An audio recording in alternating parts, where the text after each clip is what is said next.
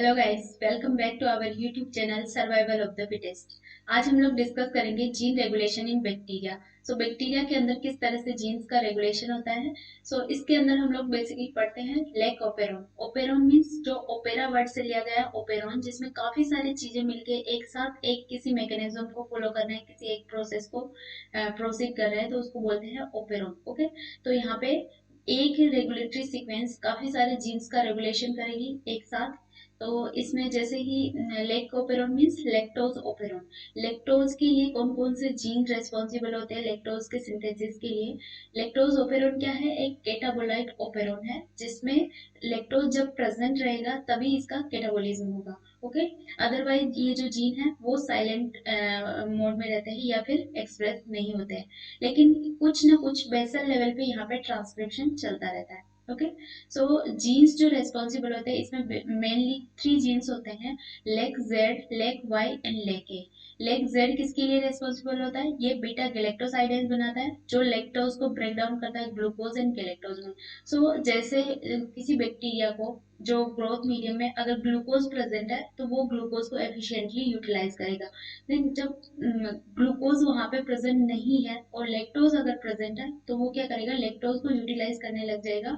और लेक्टोज किस में बीटा गैलेक्टोसाइडेज एंजाइम की प्रेजेंस में ये वाले जीन एक्सप्रेस होने लग जाएंगे, और ये एंजाइम इसको लेक्टोज को ग्लूकोज में ब्रेक डाउन कर देगा। तो ग्लूकोज को वो एज ए एनर्जी सोर्स इस तरह से यूटिलाइज करेगा। Okay, in the absence of glucose. इसमें ग्लूकोज प्लस गैलेक्टोज बनेगा और कुछ फॉर्म में एलोलेक्टोज भी बनता है जो एक इंड्यूसर की तरह वर्क करता है, अभी हम लोग देखेंगे। एंड लेक वाई क्या है, यहाँ पे परमियज है। जो परमियज मीन्स ये परमिट करता है लेक्टोज के लेक्टोज जो का जो इन्फ्लक्स होता है उसको परमिट करता है। लाइक लेक्टोज बैक्टीरिया की जो भी प्लाज्मा सेल है, प्लाज्मा मेम्ब्रेन है, उसको क्रॉस नहीं कर सकता, तो वहां पे कुछ इस तरह से चैनल्स प्रेजेंट रहेंगे। तो लेक्टोज परमीज क्या करेगा, वहां पे जाके चैनल को ओपन करेगा, वहां पे प्रोटॉन्स को पंप करवाएगा। तो इस तरह से प्रोटॉन के साथ में लेक्टोज भी वहां से एंटर हो जाएगा सेल के अंदर। ओके, देन थायोगेलेक्टोसाइडेज और ट्रांसएसिटाइलेज, ये एक ऐसा एंजाइम है जो अगर परमिएज जहाँ पे परमिएज प्रेजेंट है और लेक्टोज जहाँ एंटर हो रहा है उसके साथ में, लेक्टोज के साथ में अगर कोई टॉक्सिक फॉर्म या कोई टॉक्सिक प्रोडक्ट्स भी एंटर हो जाए सेल के अंदर, तो उसको ब्रेक डाउन करने का काम करता है थायोगेलेक्टोसाइडेज। ओके, तो थायोगेलेक्टोसाइड ट्रांस एसिटाइलेज, तो ये एसिटाइल ग्रुप को वहां से उसमें एसिटाइल ग्रुप का ट्रांसफर करवाता है। ये सारे जीन्स प्रेजेंट होते हैं और इसमें जो रेगुलेटरी सीक्वेंस होती है, जिसमें ये प्रोमोटर है, ये ऑपरेटर है, जहाँ पे ऑपरेटर पे कौन बाइंड होता है, कोई रिप्रेसर अगर प्रोटीन है तो वो आके बाइंड होते हैं ऑपरेटर पे, और आरएनए पॉलीमरेज बाइंड होता है प्रोमोटर पे। ओके, एंड लेग आई क्या है, यहाँ पे रिप्रेसर है जो क्या करेगा, इस वाले जीन का जो एक्सप्रेशन है उसको इनहिबिट करके रखता है। तो ये सारे जीन्स प्रेजेंट होते हैं। अभी हम लोग क्वेश्चंस डिस्कस करेंगे। इसमें क्वेश्चन किस तरह से आते हैं, क्वेश्चन इसमें इस तरह से आएंगे कि किस तरह से अगर इसमें कोई म्यूटेशन हो जाए, लेग ऑपरेटर में कोई म्यूटेशन हो जाए, या फिर इसमें रिप्रेसर में कोई म्यूटेशन हो जाए, तो फिर किस तरह से जीन का एक्सप्रेशन होगा। अगर कोई मीरो डिप्लॉइड सेल बना रहे हैं, मीरो डिप्लॉइड मीन्स अगर कोई बैक्टीरियल सेल जिसके अंदर खुद का तो जीनोम है, उसके साथ में कोई कंजुगेशन, ट्रांसफॉर्मेशन या ट्रांसडक्शन की वजह से कोई अनदर जेनेटिक मटेरियल भी वहां एंटर हो चुका है, तो वो अगर हाइब्रिड फॉर्म में या mero means two part, okay, part के फॉर्म में अगर जेनेटिक मटेरियल प्रेजेंट है तो फिर उसको क्या बोलेंगे, मीरो डिप्लॉइड। ओके, तो इस तरह की अगर बैक्टीरिया है जिसमें एक में लेग जेड माइनस है, लेग जेड प्लस है, तो उसमें किस तरह से एक्सप्रेशन होगा, इस तरह से रिलेटेड क्वेश्चंस आते हैं, एक्सपेरिमेंटल बेस्ड क्वेश्चंस डिस्कस करते हैं। First question is, the leg operon in E. coli is controlled by both the leg repressor and catabolite activation protein, CAP protein. Okay. In an in vivo experiment with leg operon, the following observation are made. यहाँ पे cyclic AMP level का high है, repressor is bound with allolactose, repressor allolactose के साथ bound है, और ये जो कैटाबोलाइट एक्टिवेटर प्रोटीन है is interacting with RNA polymerase. तो यहाँ पे बेसिकली क्या होता है, जब ग्लूकोज अगर सेल के अंदर वहाँ पे मीडियम में हाई लेवल में प्रेजेंट है, ग्लूकोज प्रेजेंट है, तो CAMP का जो लेवल है वो लो रहता है। ओके, साइक्लिक एमपी यहाँ पे जो है वो लो लेवल में रहेगा, और CAMP जो कैटाबोलाइट एक्टिवेटर प्रोटीन है वो भी लो लेवल में रहेगी। लेकिन जैसे ही ग्लूकोज वहाँ पे प्रेजेंट नहीं है, अगर लैक्टोज प्रेजेंट है, तो वहाँ पे एडिनाइलेट साइक्लेज क्या करेगा, साइक्लिक AMP का फॉर्मेशन करेगा, ATP से साइक्लिक AMP बनाएगा, और CAMP प्रोटीन फॉर्म होगी वहाँ पे, और CAMP प्रोटीन आके बाइंड होती है RNA पॉलीमरेज। और तो ये सारी कंडीशन कब फुलफिल हो रही है, जब लैक्टोज प्रेजेंट है। ओके, तो which one of the following conclusion is most appropriate based on the above observation. तो यहाँ पे कौन सा अप्रोप्रिएट होगा, glucose and lactose are present, glucose present नहीं होगा यहाँ पे, लैक्टोज प्रेजेंट होगा only. Then glucose is present, lactose is absent, ये भी नहीं होगा। बोथ आर प्रेजेंट, नहीं, glucose is absent and lactose is present, ये बिल्कुल करेक्ट आंसर है। तो option number 4 is the correct answer. Next question is E. coli is being grown in a medium containing both glucose and galactose। दोनों अगर medium के अंदर grow कर रहे हैं, on depletion of glucose expression of beta galactosidase will. तो अगर glucose का डिप्लेशन हो गया तो ऑब्वियसली वहां पे लैक्टोज के जीन एक्सप्रेस होने लग जाएंगे, और लैक्टोज के जीन कौन से, बीटा गैलेक्टोसाइडेज ही लैक्टोज लैकोपेरम के जीन है, तो इसका एक्सप्रेशन क्या होगा, इंक्रीज हो जाएगा। ओके, सो ऑप्शन नंबर यहाँ पे इंक्रीज दे रखा है, option number second is the correct answer. Next, E. coli cells are grown in a medium containing lactose but no glucose। तो E. coli cell were growing in medium containing lactose but no glucose। lactose present है, glucose present नहीं है। Indicate the expression status of lac operon if glucose is added to the culture। अगर यहाँ पे glucose add कर दिया तो फिर क्या होगा, लैक ओपेरॉन का जो एक्सप्रेशन हो रहा था वो क्या होगा, उसका एक्सप्रेशन डिक्रीज हो जाएगा। ये बिल्कुल उसका इस क्वेश्चन का अपोजिट क्वेश्चन है, so decrease expression, option number first is the correct answer. Next question is, a culture medium contains two carbon sources. One is preferred carbon source glucose and the second is not preferred non-preferred source lactose। तो यहाँ पे non preferred है lactose, लेकिन फिर भी अगर glucose absent है तो उसको लैक्टोज क्या करना पड़ता है, यूटिलाइज करना पड़ता है बैक्टीरियल सेल को। Okay, which one below is correct regarding the nature of growth curve of E. coli culture in this medium? So, growth curve will be same when grown in the presence of only glucose. Growth curve will be same as when grown in the presence of only lactose. A lag phase will be observed between the two exponential phases। तो अगर दोनों ही medium के अंदर grow कर रहे हैं तो यहाँ पे टू डायऑक्सिक ग्रोथ कर्व आता है, जिसमें एक लेग फेज ऑब्जर्व होती है to exponential to log phases के बीच में। ओके, क्योंकि जैसे ही ग्लूकोज का यूटिलाइजेशन करेगा उसके बाद उसमें थोड़ी सी लेग फेज आएगी, और फिर वापस से वो अच्छे से ग्रोथ करना स्टार्ट कर देगा बैक्टीरिया। सो ऑप्शन नंबर थर्ड क्या हो जाएगा इसका correct answer. Next question is, a bacterial cell can use carbohydrate and hydrocarbons as growth substrate। Okay, the strain uses glucose following a minimal lag period after inculation, regardless of the other are carbohydrate and hydrocarbons in the growth medium।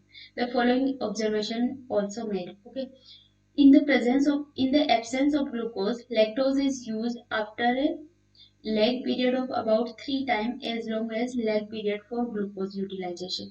तो यहाँ पे एक lag phase observe होती है lactose का utilisation करते time.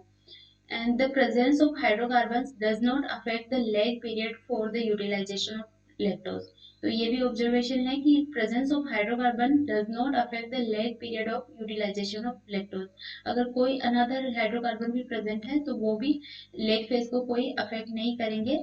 Okay, then the utilization pattern for all hydrocarbons is similar to that of glucose। वो सारा पैटर्न क्या है, सिमिलर है लैक्टोज के लिए, लैक्टोज के जैसे ही। branched hydrocarbons are not immediately utilized if straight chain hydrocarbons are initially present। तो यहाँ पे अगर branched hydrocarbons ब्रांच ऐसे कार्बोहाइड्रेट मॉलिक्यूल प्रेजेंट है तो उनको प्रिफर नहीं किया जाएगा, यूटिलाइज नहीं किया जाएगा जब तक कि वहाँ पे स्ट्रेट चेन हाइड्रोकार्बन प्रेजेंट है। तो ओके।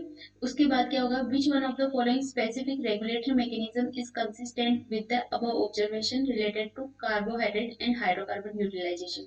तो यहाँ पे क्या होगा, इन सारे ऑब्जर्वेशन से हमें पता चलता है कि यहाँ पे कोई ना कोई केटाबोलाइट रिप्रेशन हो रहा है। ओके, तो option number third is the correct answer.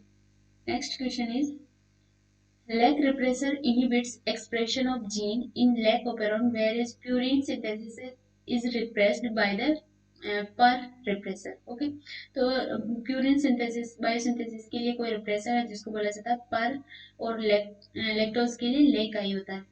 The two proteins have 31% identical sequences and have similar three-dimensional structure. The gene regulatory properties of these protein differ in relation to।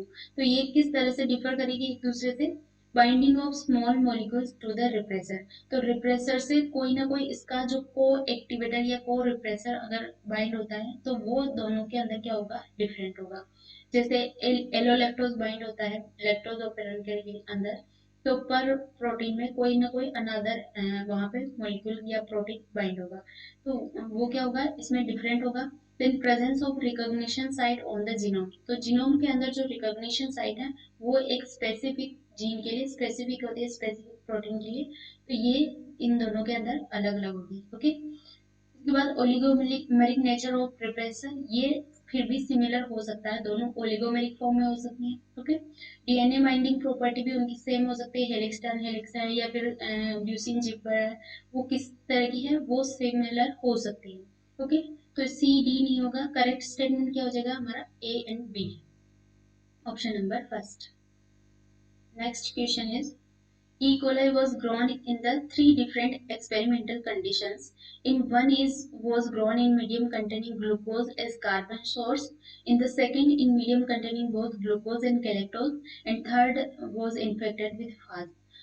Match the curve shown below to the treatment. तो यहाँ पे कोई experiment किया गया जिसमें member of sales, यहाँ पे member of sales दिए हुए हैं वाई एक्सिस पे, और टाइम के साथ साथ सेल के नंबर कौन सी कंडीशन में यहाँ पे इंक्रीज हो रहा है।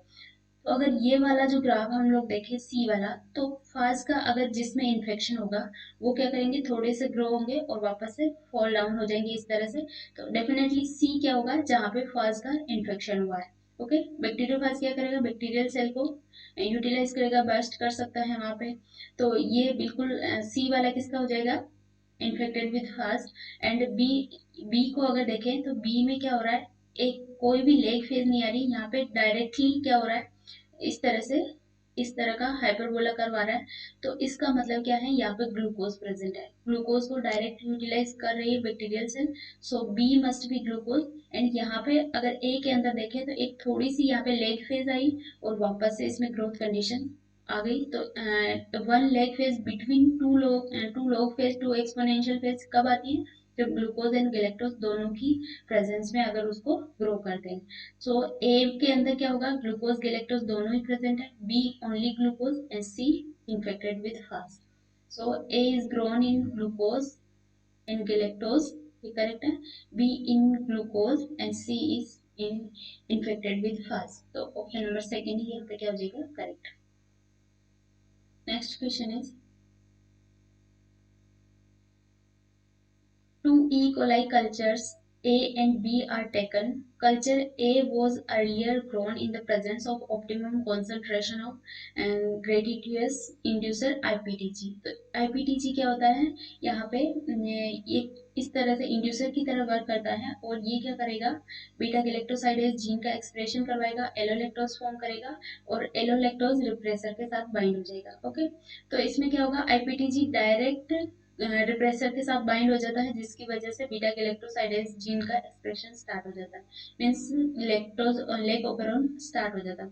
So both the culture are now used to inoculate fresh medium containing suboptimal concentration of gratuitous inducer. It was observed that culture B was unable to utilize lactose, whereas culture A did so efficiently. Okay, so यहाँ पे क्या किया गया, culture A was earlier grown in the presence of IPTC. तो culture ए को IPTG की presence में हमने ग्रो कर रखा है, और फिर वापस से इनको देख रहे हैं, तो बी के अंदर तो कोई भी यूटिलाइजेशन नहीं हो रहा है लेक्टोज का, लेकिन ए एफिशिएंटली वहां पे यूटिलाइज कर पा रहा है ग्लूकोज लेक्टोज को। Okay, the reason behind this, तो इसका मतलब क्या होगा, कल्चर ए को हमने पहले से आईपीटीजी का ट्रीटमेंट दे दिया, इट मीन्स वहां पे एलोलेक्टोज फॉर्म होने लग गया, और एलोलेक्टोज फॉर्म हो गया तो वो किससे बाइंड हो जाएगा, रिप्रेसर से बाइंड हो जाएगा, तो इस वजह से वो डायरेक्टली लेक्टोज को यूटिलाइज करेगा और लेक्टोज का एक्सप्रेशन होने लग जाएगा। लेकिन कल्चर बी में क्या होगा, लैक्टोज की प्रेजेंस में उसमें थोड़ी सी लेग फेज आएगी, देन उसके बाद उसमें थोड़ा थोड़ा एक्सप्रेशन स्टार्ट होगा। ओके, इस वजह से यहाँ पे देखिए तो इस ऐसा ऑप्शन कहाँ पे दे रखा है, pre treatment with IPTG has resulted in a mutation, as a result mutation नहीं होगा, IPTZ has made the cell membrane more porous to small molecule to, and so lactose is taken up more efficiently by A as compared to B, ऐसा भी नहीं होगा, more porous नहीं बनाती है।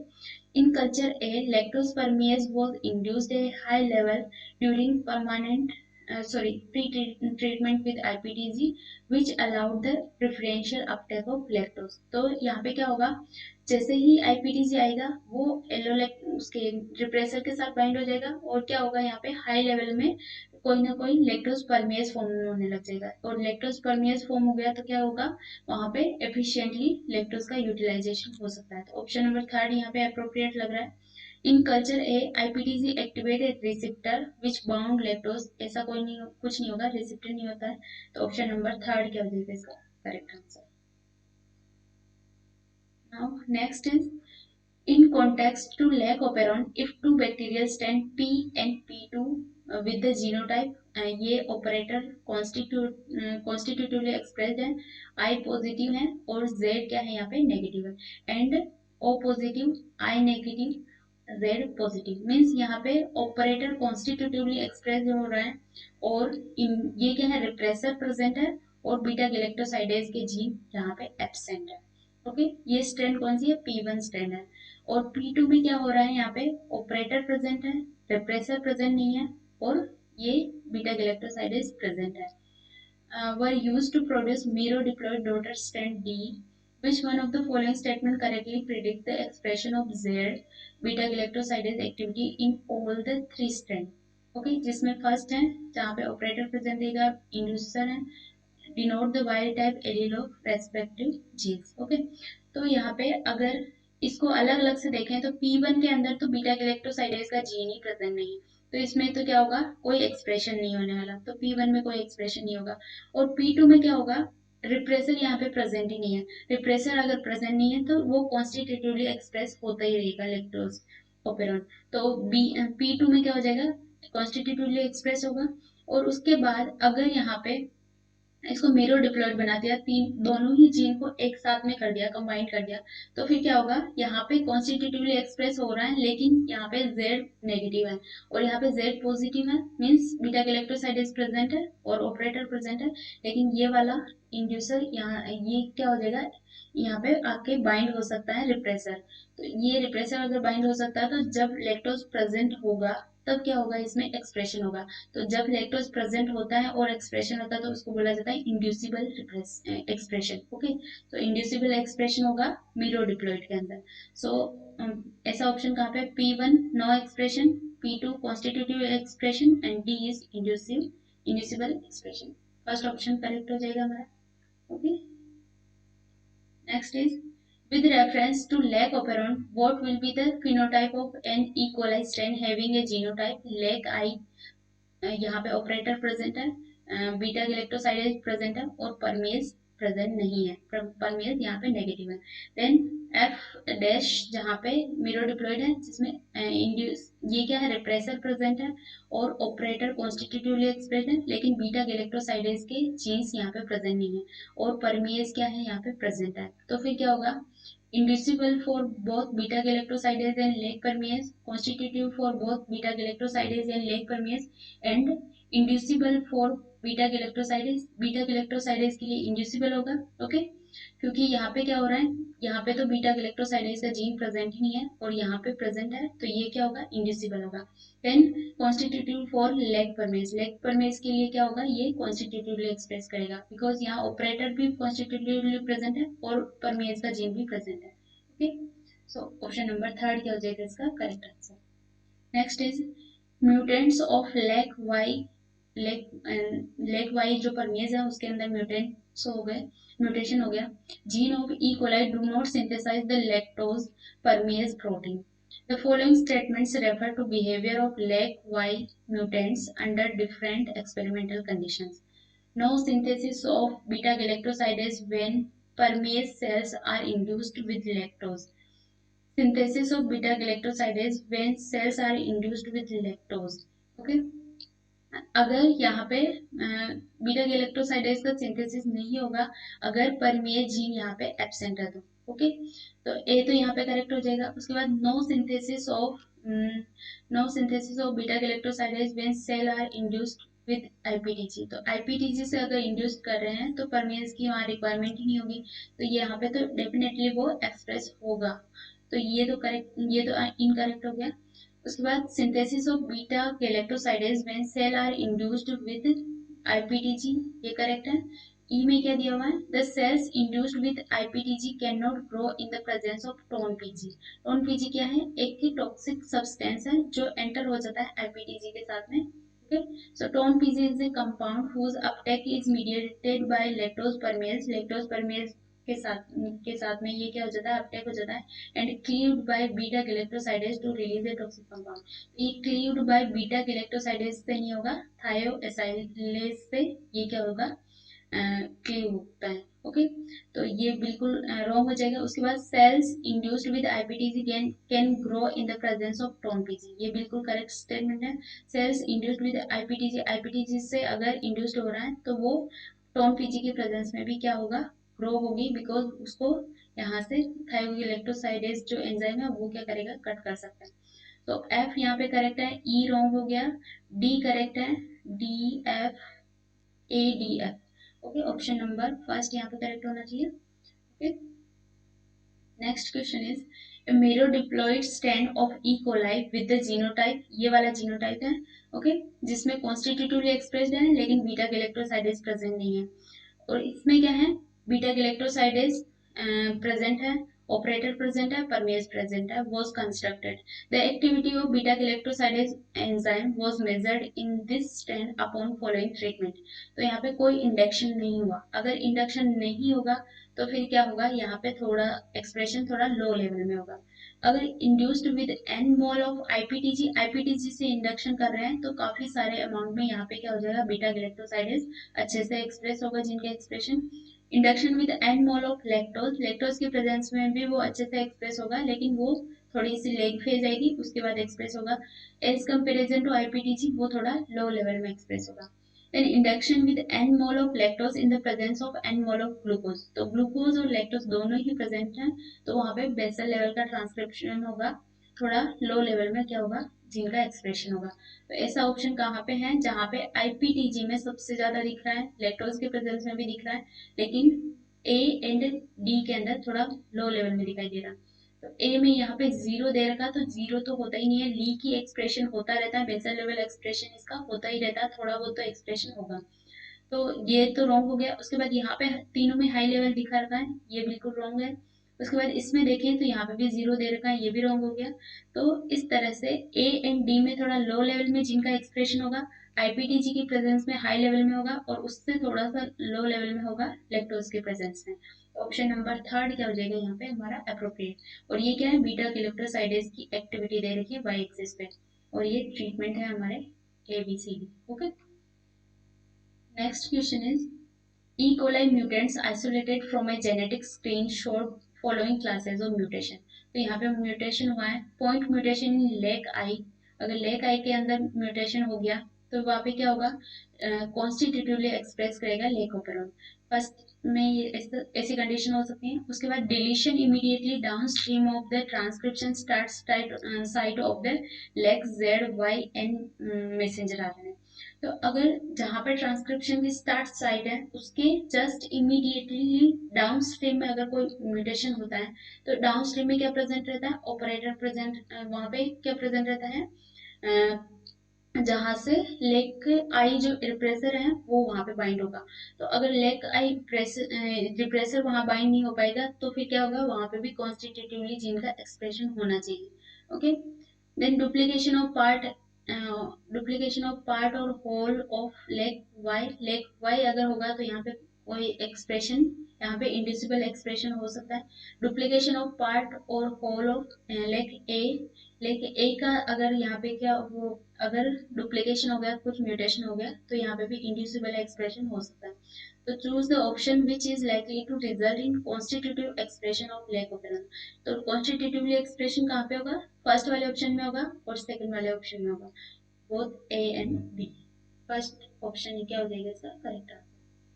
Next question is, a DNA segment was cloned into the active site region of LEC-Z gene and the recombinant plasmid introduced into LEC-Z minus. Okay, DNA segment of cloned into active site region of LEC-Z gene and active site region जो था उसका recombinant plasmid introduce किया गया LEC-Z minus के अंदर and plated on a medium containing X gal. X gal क्या है, एक केमिकल सब्सटेंट है जो in the presence of beta galactosidase ये क्या करता है, ब्लू कलर प्रोवाइड करवाता है। Okay, so blue colour produce करेगा। अगर बीटा गैलेक्टोसाइडेज प्रेजेंट नहीं होगा, लैक्टोज ऑपेरन यहाँ पे अगर एक्सप्रेस नहीं हो रहा है, तो वहां पे क्या होगा, व्हाइट कलर प्रोड्यूस होता है। The colony showed blue color. अगर blue color present है, which one of the following statement is correct? Blue color आ रहा है, it means क्या होगा, लेग Z माइनस था, उसके बाद भी यहाँ पे blue color दिखाई दे रहा है। It means यहाँ पे क्या हुआ, कुछ ना कुछ इस तरह की का मैकेनिज्म प्रेजेंट है जो उन जीन्स को क्या करेगा, जो लेग Z माइनस को जो म्यूटेंट फॉर्म था उसको यहाँ से स्प्लाइस आउट कर रहे हैं। ओके, तो यहाँ पे अगर देखें तो the nature of clone DNA segment need not be as special as cloning of any DNA in leg Z will result in disruption of its reading frame and production of blue color, ऐसा कुछ नहीं होगा। Next is the clone DNA segment would be a group first intron whose removal from the precursor leg Z transcript in E. coli result in production of mature leg Z messenger RNA which can then produce active leg Z protein। ये बिल्कुल correct statement है, because यहाँ पे कोई ना कोई group first intron अगर introduce कर दिया तो इसमें क्या होगा, वो स्प्लाइसिंग करेगा और स्प्लाइसिंग से क्या होगा, उसमें मेच्योर leg Z प्रोड्यूस हो सकता है। तो हम देखते हैं प्रोकैरियोट्स के अंदर या जो माइटोकॉन्ड्रिया और क्लोरोप्लास्ट के अंदर ग्रुप फर्स्ट इंट्रोन वाली जो स्प्लाइसिंग है वो प्रेजेंट रहती है। ओके, बाकी सारे स्टेटमेंट यहाँ पे रॉन्ग है, सो ऑप्शन नंबर सेकंड क्या हो जाएगा इसका करेक्ट आंसर। तो ये सारे क्वेश्चन थे लेक ओपेरन से रिलेटेड। नेक्स्ट हम लोग देखेंगे यूकैरियोट्स के अंदर किस तरह से जीन का एक्सप्रेशन होता है और ट्रिप्टोफैन ओपेरन के बारे में भी देखेंगे।